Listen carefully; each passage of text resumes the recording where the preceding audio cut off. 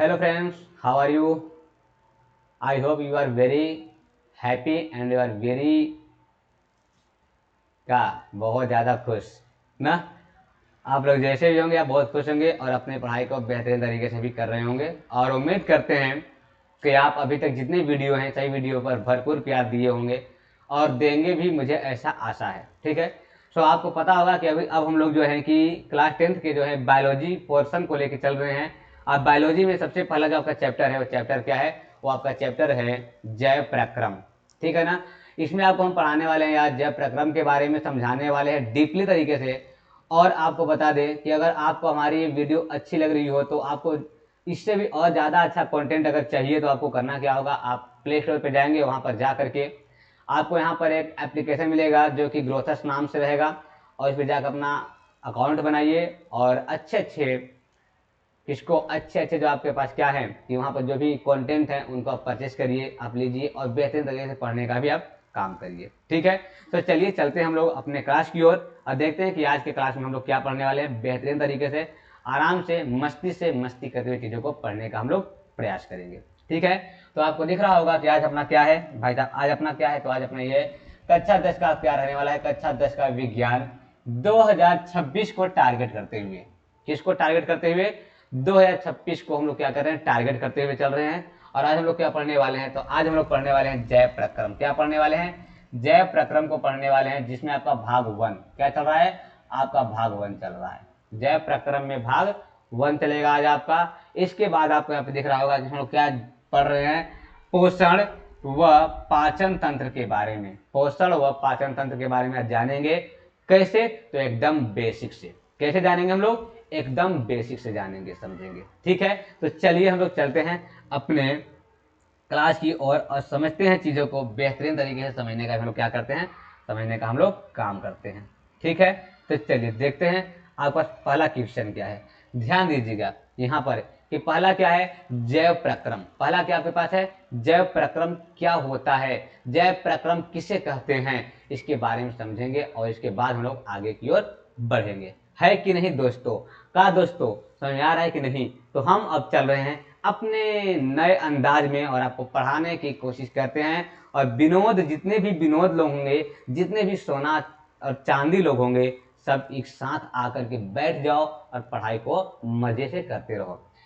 तो वे सभी प्रक्रम जो संयुक्त रूप से जीव के अनुरक्षण का कार्य करती है, वे सभी प्रक्रम जो कि जीव के किसके लिए, अनुरक्षण के लिए कार्य करती है, उसी को हम क्या बोलते हैं, जैव प्रक्रम कहते हैं। उसी को हम क्या कहते हैं, उसी को हम जैव प्रक्रम कहते हैं। ठीक है ना।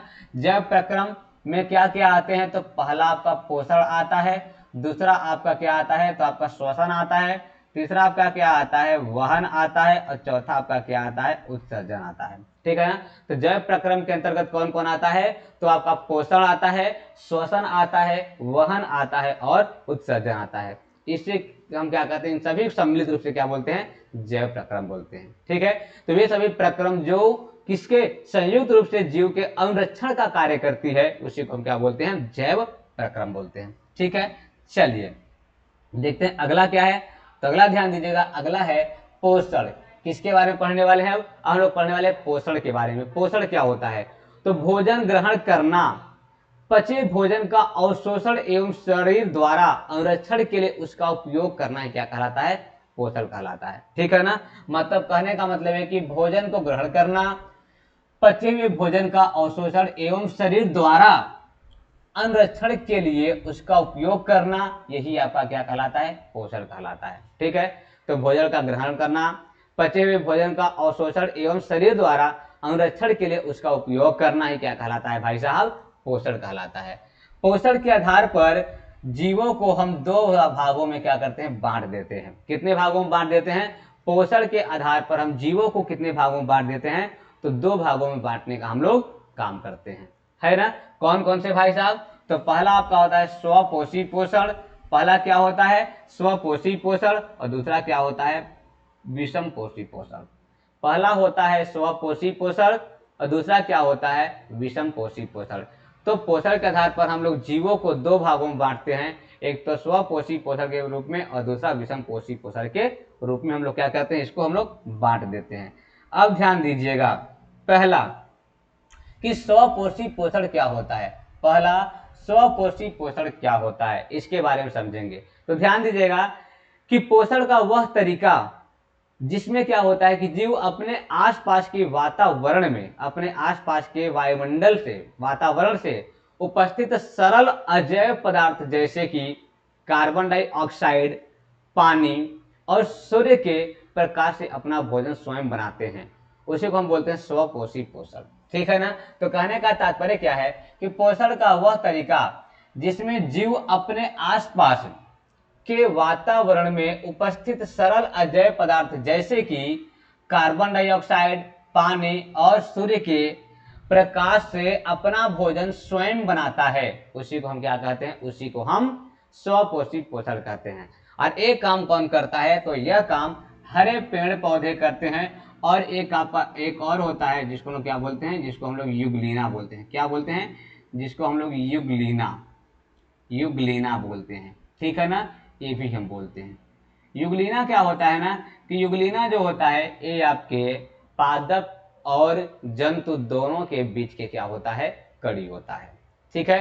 तो स्वपोषी मतलब वैसे जीव जो अपना भोजन स्वयं से बनाते हैं, स्वयं से ग्रहण कर सकते हैं, उसी को हम क्या बोलते हैं, उसी को हम स्वपोषी पोषण बोलते हैं। ठीक है। चलिए आगे देखते हैं हम लोग विषम पोषी पोषण। क्या देखते हैं, विषम पोषी पोषण क्या होता है, इसको समझते हैं।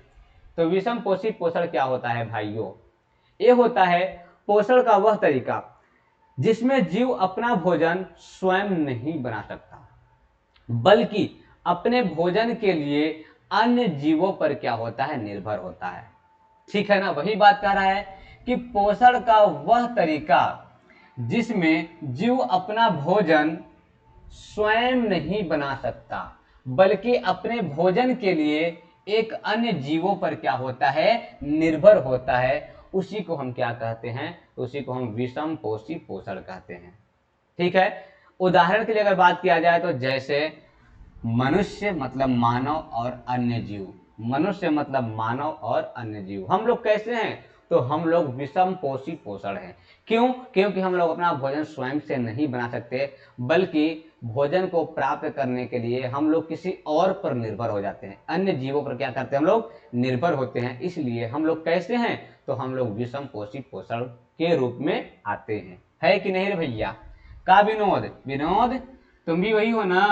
तो विनोद बोलेगा हाँ गुरुजी, हम भी तो विषम पोषी पोषण ही हैं। काहे विनोद, कहे कि विनोद अपना खाना खुद से नहीं बनाता, बल्कि दूसरों पर क्या होता है, आश्रित होता है। ठीक है। आगे चले, चलिए आगे चलते हैं और देखते हैं अगला क्या है, स्वपोषी पोषण। स्वपोषी पोषण में और क्या होता है, और क्या चीजें होता है, ध्यान दीजिएगा। ठीक है ना। जिसे लोग बोलते हैं ऑटोट्रॉफी न न्यूट्रिएशन, न ऑटोट्रॉफी न्यूट्रिएशन। ये क्या होता है, ध्यान दीजिएगा कि स्वपोषी पोषण हरे पौधों में तथा कुछ जीवाणुओं जो कि प्रकाश संश्लेषण करके अपना भोजन बना सकते हैं। ठीक है ना।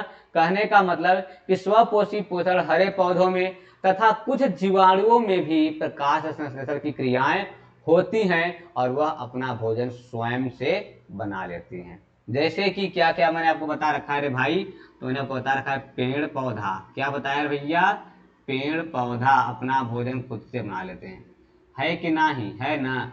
और दूसरी बात क्या हो जाएगा, दूसरा आपका हो जाएगा युगलीना।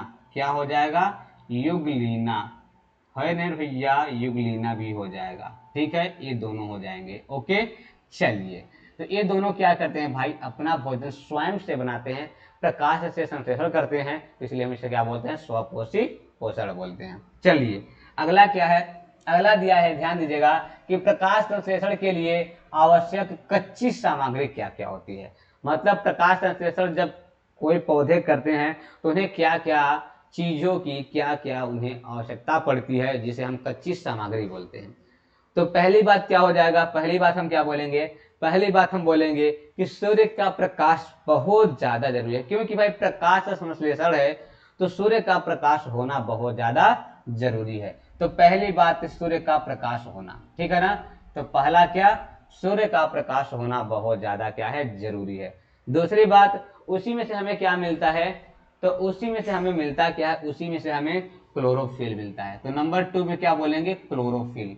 हमें क्लोरोफिल की आवश्यकता बहुत अधिक पड़ती है, किसे, जो अपना भोजन स्वयं से बनाते हैं, ठीक है ना। तीसरी बात क्या बोल रहा है कि कार्बन डाइऑक्साइड जो कि कहां से प्राप्त होता है, स्थलीय पौधे इसे वायुमंडल से प्राप्त करते हैं। तीसरी बात कि कार्बन डाइऑक्साइड भी बहुत ज्यादा जरूरी होता है, तो प्राप्त कहां से होता है, तो स्थलीय पौधे इसे कहां से प्राप्त करते हैं भाइयों, तो इसे कहां से करते हैं, वायुमंडल से प्राप्त करते हैं, ठीक है। इसके बाद ध्यान दीजिएगा, जल, जल कहां से प्राप्त करेंगे, तो जो स्थलीय पौधे होते हैं वो जड़ों के द्वारा मिट्टी से जल का अवशोषण करते हैं, ठीक है ना। तो जो आपका जलीय पौधे होते हैं, स्थलीय पौधे होते हैं, वो जल कहां से प्राप्त करते हैं भाई साहब, तो वो क्या होते हैं कि जड़ों के द्वारा मिट्टी से जल का क्या करते हैं, अवशोषण करते हैं, ठीक है ना। वो जल का क्या करते हैं, अवशोषण करते हैं। तो ये 3 चीज 4 चीज इसके लिए बहुत ज्यादा जरूरी है। पहली बात क्या ज्यादा जरूरी है कि सूर्य का प्रकाश होना जरूरी है। ऐसा भी नहीं है कि सूर्य का प्रकाश होना ही जरूरी है, क्योंकि ये जो भोजन ये पेड़ पौधे बनाते हैं, ये 2 तरीके से बनाते हैं, पहला स्ट्रोमा, दूसरा ग्रेना। तो सूर्य के प्रकाश में भी लोग भोजन बना सकते हैं, अगर सूर्य के प्रकाश की अनुपस्थिति होती है तब भी अपना भोजन बना सकते हैं, ठीक है ना। दूसरी बात, क्लोरोफिल की आवश्यकता होती है। तीसरी बात, कार्बन डाइऑक्साइड की आवश्यकता होती है। और चौथी बात आपका क्या है, स्थलीय पौधे जड़ों द्वारा मिट्टी से जल का अवशोषण करके, इन सभी को इकट्ठा करके, जो इनके लिए कच्ची सामग्री है, इन सभी को इकट्ठा करके अपना भोजन बनाने का काम करते हैं, ठीक है। चलिए आगे चलते हैं। आगे ध्यान दीजिएगा, प्रकाश संश्लेषण क्या होता है रे भाई, प्रकाश संश्लेषण क्या होता है रे भाई, इसके बारे में समझेंगे। तो प्रकाश संश्लेषण क्या होता है, वह प्रक्रम है जिसमें स्वपोषी बाहर से लिए गए पदार्थों को ऊर्जा संचित रूप में परिवर्तित कर देता है। ये पदार्थ कार्बन डाइऑक्साइड तथा जल के रूप में लिए जाते हैं, जो सूर्य के प्रकाश तथा क्लोरोफिल की उपस्थिति में कार्बोहाइड्रेट में परिवर्तित कर दिए जाते हैं। कहने का मतलब कि प्रकाश संश्लेषण में क्या होता है कि जो पेड़ पौधे होते हैं वो सूर्य के प्रकाश की उपस्थिति में और क्लोरोफिल की उपस्थिति में क्या करते हैं कि वायुमंडल से जल और कार्बन डाइऑक्साइड को लेते हैं, और जो है कि भोजन के रूप में कार्बोहाइड्रेट या मंड को क्या करते हैं, लोग परिवर्तित कर देते हैं, ठीक है। इसी को हम क्या बोलते हैं, तो प्रकाश संश्लेषण बोलते हैं। यही बात कह रहा है कि वह प्रक्रम जिसमें स्वपोषी बाहर से लिए पदार्थों को ऊर्जा संचित रूप में परिवर्तित कर देता है। ये पदार्थ कार्बन डाइऑक्साइड तथा जल के रूप में लिया जाता है, जो सूर्य के प्रकाश तथा क्लोरोफिल की उपस्थिति में क्या करता है, कार्बोहाइड्रेट में क्या कर देता है, परिवर्तित कर देने का काम करता है, ठीक है ना। अब ध्यान दीजिएगा एक बात को अच्छे तरीके से। मान लीजिए किसने क्या लिया, इसने लिया CO2, क्या लिया इसने, CO2 लिया, ठीक है। और प्लस इसने क्या लिया, इसने जल लिया, H2O लिया। ये क्या बना रहा है, तो भाई साहब बोला जा रहा है कि कार्बोहाइड्रेट, तो क्या होता है C6H12O6, और साथ ही साथ क्या बनाता है, तो साथ ही साथ आपका ऑक्सीजन के 6 अणु बनाता है, और प्लस जल के भी क्या करता है, 6 अणु बनाता है, जल का भी क्या करता है, 6 अणु बनाता है। तो ये कैसे बनेगा भाई साहब, जब ये CO2 का 6 अणु और जल का कितना अणु लेगा भाई साहब, जल का 12 अणु लेता है, तब जाकर के यह क्या करता है कि कार्बोहाइड्रेट और क्या बना देता है, जल और क्या बनाता है, ऑक्सीजन का निर्माण करता है, ठीक है। चलिए आगे चलते हैं। अगला आपके पास क्या है कि प्रकाश संश्लेषण के दौरान निम्नलिखित घटनाएं होती हैं। प्रकाश संश्लेषण के दौरान निम्नलिखित प्रकार से क्या होती हैं, घटनाएं होती हैं। पहला होता है क्लोरोफिल द्वारा प्रकाश ऊर्जा को अवशोषित करता है। क्लोरोफिल द्वारा ये क्या करता है भाई, तो क्लोरोफिल के द्वारा क्या करता है, प्रकाश ऊर्जा को क्या करता है, अवशोषित करता है। दूसरी बात, प्रकाश ऊर्जा को रासायनिक ऊर्जा में रूपांतरित करता है। प्रकाश ऊर्जा को क्या करता है, रासायनिक ऊर्जा में रूपांतरित करता है, तथा जल अणुओं का हाइड्रोजन तथा ऑक्सीजन में अपघटन कर देता है, तथा जल के अणु को क्या करता है, हाइड्रोजन और ऑक्सीजन में क्या करता है, बांट देता है। मान लीजिए कि यहाँ पर हमारे पास H2O है, एक क्या है, हमारे पास H2O है, तो इसे तोड़ करके क्या करता है कि एक तो हाइड्रोजन बना देता है और एक आपको क्या करता है, ऑक्सीजन बना देता है। ठीक है ना, तोड़ करके क्या करता है, हाइड्रोजन बना देता है और ऑक्सीजन बनाने का भी कार्य करता है। दूसरी बात फिर आगे क्या कह रहा है, आगे कह रहा है कि कार्बन डाइऑक्साइड का कार्बोहाइड्रेट में अपचयन कर देता है। जो CO2 होता है, जो कार्बन डाइऑक्साइड होता है, उसे क्या करता है कि कार्बोहाइड्रेट में अपचयन कर देता है। बात समझ आ गया कि पहली बात क्लोरोफिल द्वारा, किसके द्वारा, तो क्लोरोफिल द्वारा प्रकाश ऊर्जा को क्या करता है, अवशोषित करा देता है।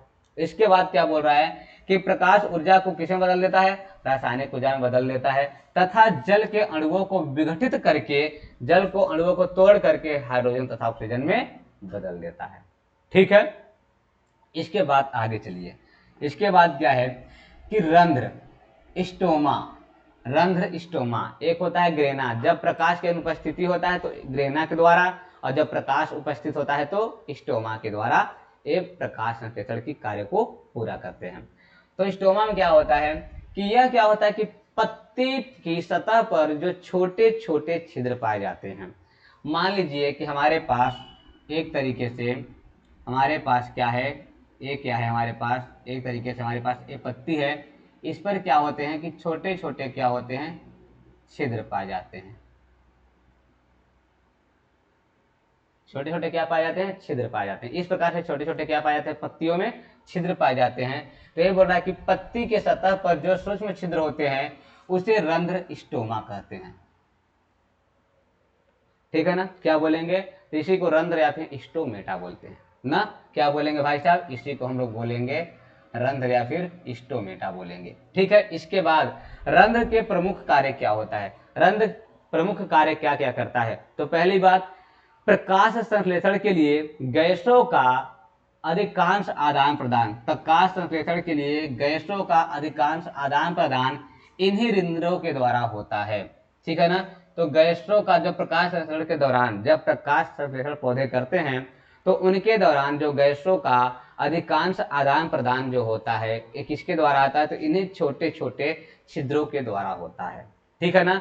दूसरी बात ध्यान दीजिएगा कि वाष्पोत्सर्जन की प्रक्रिया में जल के वाष्प के रूप में रंध्र के द्वारा निकल जाता है। ठीक है, तो वाष्पोत्सर्जन जो प्रक्रिया होता है उसमें जो जल के अणु होते हैं, जो जल के कण होते हैं, वो जल वाष्प के रूप में किसके द्वारा निकल जाते हैं, तो रंध्र के द्वारा ही निकल जाते हैं। ठीक है, आगे चलें, चलिए आगे चलते हैं और ध्यान दीजिएगा। अगला आपके पास है कि रंध्र के बारे में कुछ मैटर, कुछ बातें, रंध्र के बारे में कुछ बातें ध्यान दीजिएगा कि रंध्र में क्या होता है कि पत्ते की सतह पर सूक्ष्म छिद्र श्वसन गैसों के विनिमय और वाष्पोत्सर्जन के लिए खुलते बंद होते रहते हैं। मतलब रंध्र के लिए मेन बात अगर करें तो रंध्र के लिए क्या है, ये आपका रंध्र के लिए नोट है। रंध्र के लिए क्या है, तो रंध्र के लिए क्या आपका है साहब, ये आपके रंध्र के लिए क्या है, तो नोट है। तो रंध्र के लिए नोट क्या है, ध्यान दीजिएगा।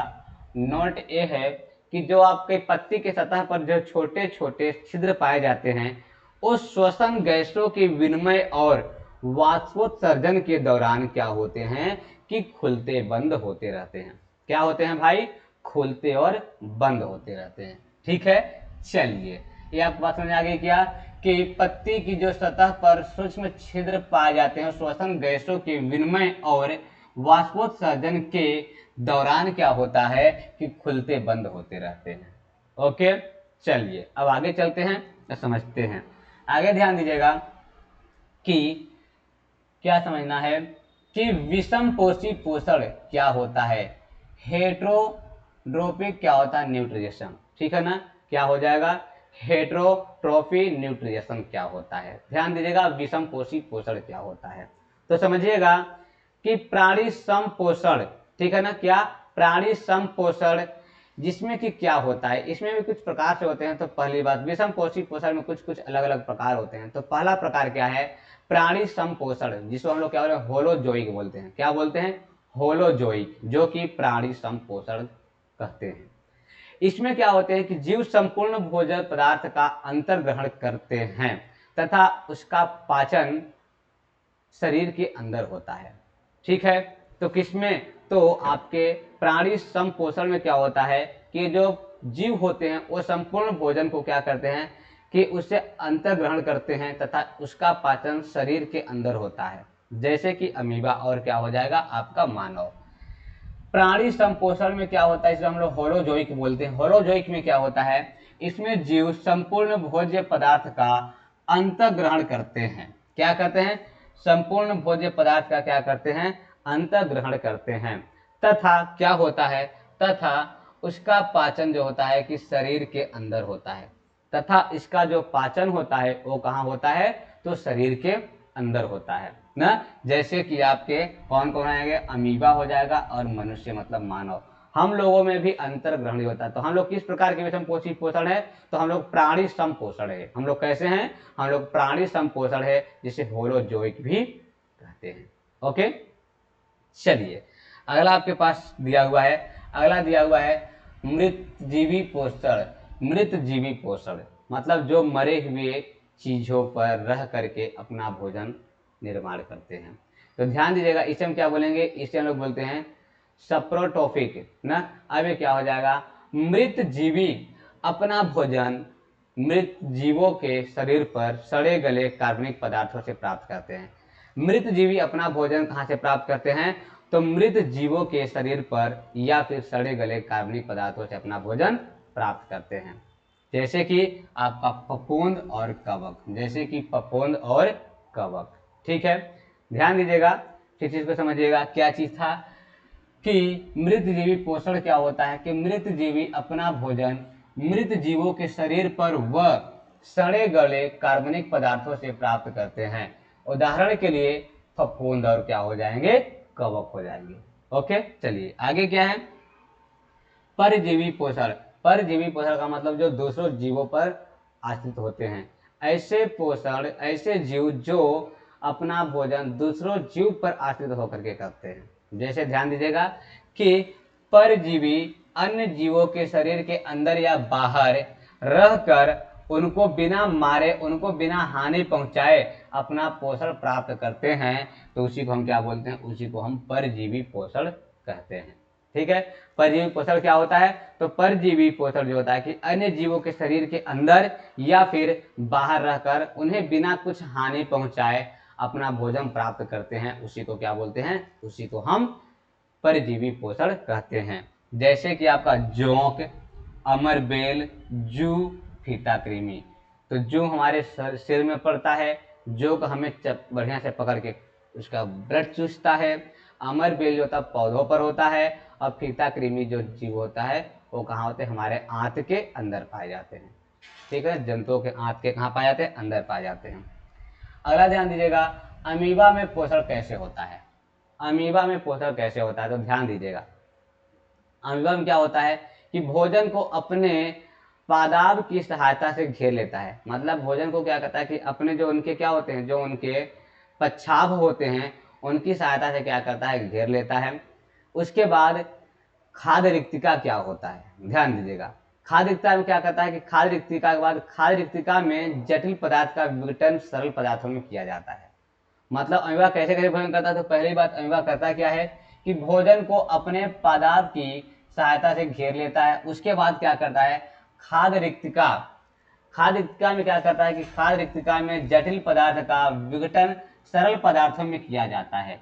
खाद्य रिक्तिका में क्या होता है कि जटिल पदार्थों का जो होता है विघटन कैसे करता है, तो सरल पदार्थों में कर देता है। ठीक है ना। उसके बाद क्या किया जाता है, उसके बाद बचा हुआ अपच कोशिका की सतह की ओर गति करता है, और बचा हुआ जो अपच कोशिका की सतह होता है उसी की ओर क्या करता है, वो गति कर देता है। ठीक है ना। इसके बाद ये पदार्थ शरीर से बाहर निष्कासित कर दिया जाता है। इसके बाद ये जो पदार्थ होता है उसे क्या करता है, शरीर से बाहर निष्कासित कर देता है। ठीक है ना।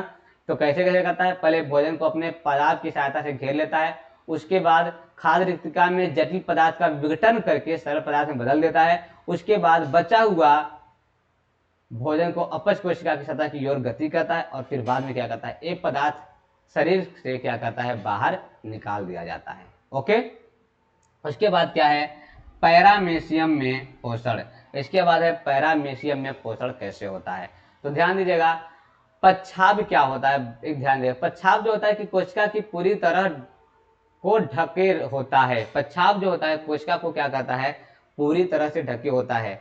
भोजन एक विशिष्ट स्थान से ही ग्रहण किया जाता है।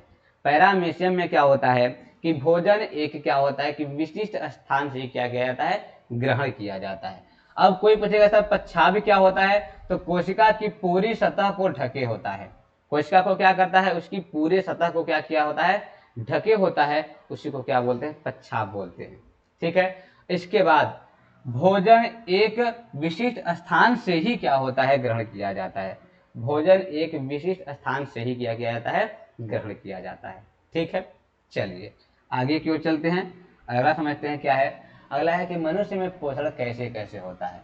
मनुष्य में पोषण कैसे कैसे होता है, ये भी आपके एग्जाम में पूछता है और बहुत बार एग्जाम में पूछा भी है कि इसमें से निम्नलिखित में से कौन सा मनुष्य के पोषण के अंतर्गत नहीं आते हैं। ठीक है, या फिर इसका ओ पूछता है। तो सबसे पहले क्या होता है, सबसे पहले भोजन करते हैं अंतर्ग्रहण, अंतर्ग्रहण होता है, उसके बाद पाचन होता है, फिर अवशोषण होता है, फिर स्वांगीकरण होता है और फिर क्या होता है, फिर बहिक्षेपण होता है। ठीक है। तो सबसे पहले मनुष्य में क्या होता है, पोषण कैसे कैसे होता है, तो पहले अंतर्ग्रहण होता है, फिर पाचन होता है, फिर अवशोषण होता है, फिर स्वांगीकरण होता है और फिर बहिकरण होता है। ठीक है, आई बात समझ में। तो इसको हम ऐसे याद कर सकते हैं, APAS, क्या याद करते हैं, APASB। तो ए से हो जाएगा अंतःकरण, ठीक है ना, पी से हो जाएगा पाचन, ए से हो जाएगा अवशोषण, एस से हो जाएगा स्वांगीकरण, बी से हो जाएगा बहिक्षेपण। ठीक है, तो बात समझ आ गया, अंतःग्रहण, पाचन, अवशोषण, स्वांगीकरण, बहिक्षेपण। अब एक बात ध्यान दीजिएगा कि आहार नाल मूल रूप से मुंह से गुदा तक विस्तृत एक लंबी नली होती है।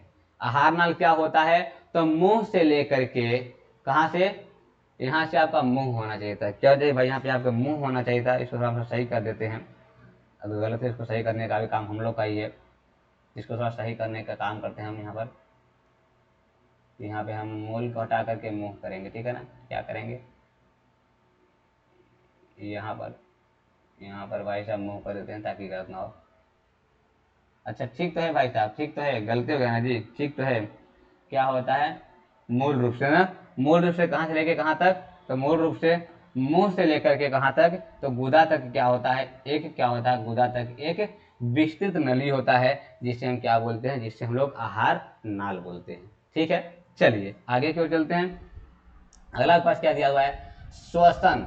श्वसन क्या होता है, तो ध्यान दीजिएगा कि पोषण प्रक्रम के दौरान ग्रहण की गई खाद्य सामग्री का उपयोग कोशिकाओं में होता है, जिससे विभिन्न जैव प्रक्रम के लिए ऊर्जा प्राप्त होती रहती है। जिससे क्या होता है, विभिन्न जैव प्रक्रम के लिए क्या होता है, ऊर्जा प्राप्त होती रहती है। ऊर्जा उत्पादन के लिए कोशिकाओं में क्या होता है, भोजन के विखंडन को कोशिकीय श्वसन कहते हैं। मतलब कि श्वसन के दौरान जब हम लोग श्वसन करते हैं तो उसके दौरान क्या होता है कि जो हम लोग भोजन किए होते हैं उस भोजन का क्या होता है, विखंडन होता है। ठीक है, अगर श्वसन नहीं होगा तो भोजन का विखंडन भी नहीं होगा और हम लोग फिर कैसे हो जाएंगे, हम लोग रोग से ग्रसित हो जाएंगे। वही बात बोल रहा है कि पोषण प्रक्रम के दौरान ग्रहण की गई खाद्य सामग्री का उपयोग कोशिकाओं में होता है। किसमें होता है, कोशिकाओं में होता है, जिसमें विभिन्न जैव प्रक्रमों के लिए एक ऊर्जा प्राप्त होती है। क्या होता है भाई साहब, तो विभिन्न जैव प्रक्रम के लिए एक प्रकार का क्या प्राप्त होता है, तो ऊर्जा प्राप्त होता है। क्या प्राप्त होता है, ऊर्जा प्राप्त होता है। ठीक है ना, ऊर्जा प्राप्त होता है। ऊर्जा उत्पादन के लिए कोशिकाओं में भोजन के विखंडन को कोशिकीय श्वसन कहते हैं। विखंडन को क्या बोलते हैं, कोशिकीय श्वसन बोलते हैं। ठीक है, आगे चलें क्या, चलिए बच्चों आगे चलते हैं, आगे की ओर समझते हैं। भिन्न पदार्थ भिन्न पथों द्वारा ग्लूकोज का विघटन होता है। भिन्न पथों के द्वारा ग्लूकोज का क्या होता है भाई, तो विघटन होता है। ये जो है कि आपके श्वसन के प्रकार दो होते हैं। श्वसन के कितने प्रकार होते हैं, दो होते हैं। एक होता है वायवीय श्वसन, एक होता है अवायवीय श्वसन। ये आपका क्या है, ये आपका वायवीय श्वसन, ये आपका क्या है, अवायवीय श्वसन। तो कितने प्रकार के भाई साहब, तो दो प्रकार के श्वसन। कौन कौन से, वायवीय श्वसन और अवायवीय श्वसन होता है। ठीक है, चलिए अब समझते हैं हम लोग वायवीय श्वसन के बारे में।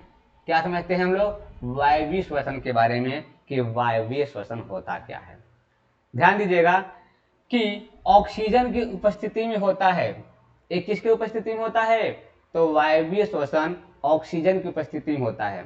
इसमें क्या होता है कि ग्लूकोज का पूर्ण उपचयन होता है। ग्लूकोज का क्या होता है, पूर्ण उपचयन होता है और कार्बन डाइऑक्साइड, पानी और ऊर्जा मुक्त होती है। कहने का मतलब यहाँ पे जब ग्लूकोज का पूर्ण उपचयन होगा तो क्या हो जाएगा कि यह कार्बन डाइऑक्साइड, पानी और ऊर्जा मुक्त करता है।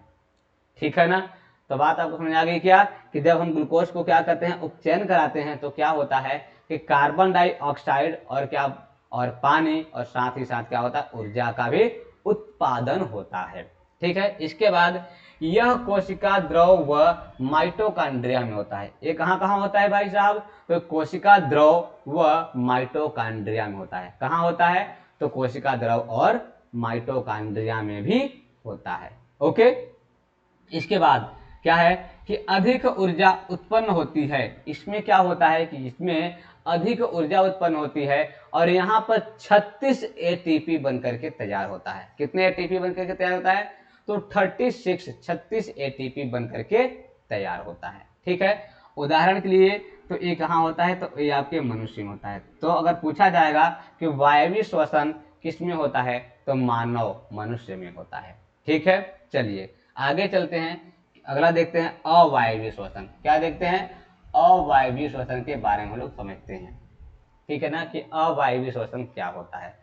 यह क्या होता है कि ऑक्सीजन की अनुपस्थिति में होता है। किसमें होता है, यह जो होता है ऑक्सीजन के अनुपस्थिति में होता है ना। यहाँ पर क्या होगा कि इसमें ऑक्सीजन नहीं होती है। हम बोलेंगे यहाँ पर ऑक्सीजन होता है क्या, तो बोलेंगे सर यहाँ पर ऑक्सीजन नहीं होता है। ठीक है। इसके बाद क्या है कि ग्लूकोज का अपूर्ण उपचयन होता है। यहाँ पर जो होता है कि ग्लूकोज जो होते हैं पूर्ण रूप से नहीं उपचयन हो पाते हैं, बल्कि अपूर्ण, आधा अधूरे रूप से उपचयन होता है यहाँ पर। ठीक है ना, जिसके दौरान क्या होता है कि एथेनॉल, लैक्टिक अम्ल और कार्बन डाइऑक्साइड बनता है और साथ ही साथ ऊर्जा मुक्त होता है।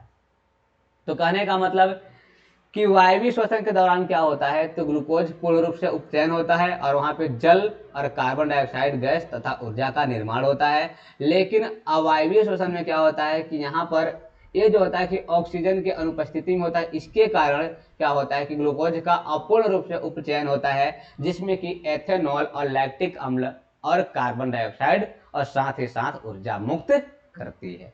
ठीक है।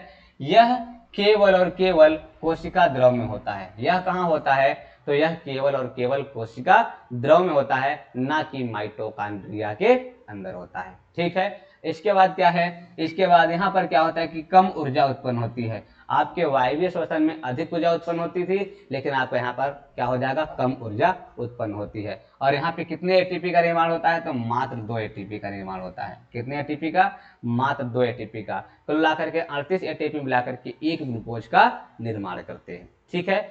उदाहरण के लिए ईस्ट, उदाहरण के लिए क्या हो जाएगा, ईस्ट, जैसे कि आपका ईस्ट हो गया। ईस्ट में क्या होता है, इसमें अवायवीय प्रकार का श्वसन होता है। ठीक है। चलिए अगला देखते हैं हम लोग। अगला आपके पास क्या है, अगला आपके पास है मानव श्वसन तंत्र। मानव श्वसन तंत्र के बारे में समझते हैं हम लोग कि मानव श्वसन तंत्र में क्या क्या कैसे कैसे चीजें समझेंगे। ठीक है ना। ये क्या होता है, मानव श्वसन तंत्र के अंदर क्या होगा, मानव श्वसन क्रिया। इसमें क्या हो जाएगा, अंतः श्वसन और क्या हो जाएगा, उच्च श्वसन। क्या क्या होता है, अंतः श्वसन और क्या होता है, उच्च श्वसन। ठीक है ना। तो मानव श्वसन तंत्र के अंतर्गत क्या होगा, मानव श्वसन क्रिया कैसे कैसे होता है, तो 2 प्रकार का होता है। पहला आपका क्या होता है, तो पहला आपका होता है अंतः श्वसन और दूसरा क्या होता है, दूसरा आपका होता है उच्च श्वसन। ठीक है। अब हम लोग समझते हैं किसके बारे में, अंतः श्वसन के बारे में समझते हैं। और आज आपका जो है ये आपका यहाँ पे टॉपिक लास्ट रहेगा। इसके बाद हम लोग कल देखेंगे, लेकिन पहले इसको समझ लेते हैं कि अंतः श्वसन कैसे कैसे क्या क्या होता है। तो अंतः श्वसन कैसे कैसे क्या क्या होता है, इसके बारे में हम लोग समझने की प्रयास करते हैं। ठीक है। चलिए अंतः श्वसन में क्या होता है, अंतः श्वसन के दौरान क्या होता है कि वृक्षीय गुहा फैलती है। उसके जो मतलब कि जिसमें अंगूर जैसे होते हैं ना, अंगूर जैसे ऐसे ऐसे लटके रहते हैं, ऐसे ऐसे ऐसे लटके रहते हैं ऐसे ऐसे, तो इसकी जो वृक्षीय जो गुहा होती है वो क्या होता है, वो आपका फैलता है। वृक्षीय गुहा क्या होता है, आपका फैलता है। ठीक है ना। दूसरी बात क्या बोल रहा है कि पसलियों से संलग्न पेशियां सिकुड़ती रहती है। पसलियों से जो पेशियां लगी होती है वो पेशियां क्या करती रहती हैं, तो सिकुड़ती रहती है। ठीक है। इसके बाद वक्ष ऊपर और बाहर की ओर गति करता रहता है। जो वक्ष होता है, जो पेट होता है, वो क्या करता है कि बाहर की ओर और ऊपर की ओर क्या करता है, गति करता रहता है। इसके बाद क्या है, इसके बाद गुहा में वायु का दाब कम हो जाता है। गुहा में क्या होता है, गुहा में वायु का दाब क्या होता है, कम हो जाता है। और इसके बाद क्या होता है, वायु फेफड़ों में भरती रहती है। और वायु कहाँ भरती रहती है, तो वायु जो होती है वो फेफड़ों में भरती रहती है। ठीक है ना। तो अंतःश्वसन में क्या क्या होता है, पहली बात कि अंतःश्वसन के दौरान वृक्षीय गुहा फैलती रहती है। इसके बाद जो आपका पसलियों से जुड़ी हुई होती है पेशियां, वो सिकुड़ती रहती है। वक्ष ऊपर और बाहर की ओर गति करता रहता है। और गुहा में वायु का जो दाब होता है वो कम हो जाता है। और वायु कहाँ चला जाता है, फेफड़ों में क्या होता है, भरती रहती है। ठीक है।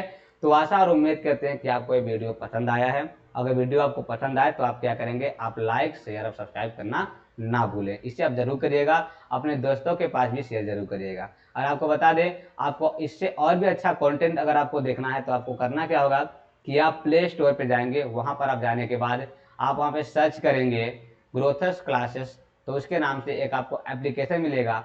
उस एप्लीकेशन को आप डाउनलोड करिए और डाउनलोड करने के बाद आप अपने नंबर और ईमेल के सहायता से उसमें लॉगिन हो जाइए। और लॉगिन करने के बाद अब उसके बाद आप वहाँ पे देखेंगे कि आपको अच्छे अच्छे प्रकार के क्या मिलने वाले हैं, कोर्स मिलने वाले हैं।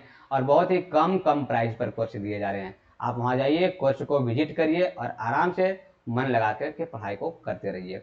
चलिए हम लोग मिलते हैं नेक्स्ट वीडियो में, तब तक के लिए जय हिंद जय भारत।